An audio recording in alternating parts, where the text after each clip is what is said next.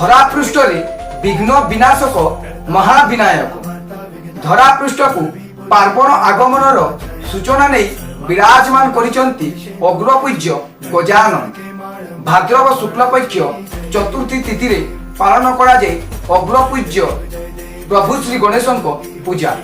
ଶାସ୍ତ୍ର ଅନୁସାରେ ଭଗବାନ ଶ୍ରୀ ଗଣେଶ ବିଦ୍ୟା ଓ ବୁଦ୍ଧିର ଦାତା। ପ୍ରଭୁ ଶ୍ରୀ ଗଣେଶ ବିଘ୍ନ ବିନାଶକ ଓ ମଙ୍ଗଳକାରୀ। ସେଥିପାଇଁ ହିନ୍ଦୁ ଘରର ସମସ୍ତ ମାଙ୍ଗଳିକ କାର୍ଯ୍ୟରେ ତାଙ୍କୁ ଖୋଜା ପଡ଼େ।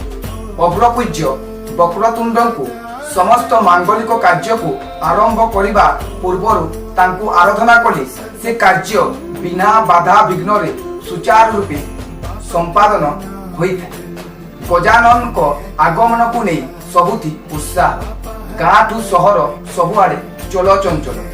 ଝାରସୁଗୁଡ଼ା ଜିଲ୍ଲାର ମରାକୁଟା ପଞ୍ଚାୟତ ଅନ୍ତର୍ଗତ ବୁଢ଼ୀପତର ଗ୍ରାମରେ ଅଗ୍ରପୂଜ୍ୟଙ୍କ ଆରାଧନା ପରମ୍ପରା ବିଧିବିଧାନରେ ପୂଜା ପାଳିତ ହେଉଛି।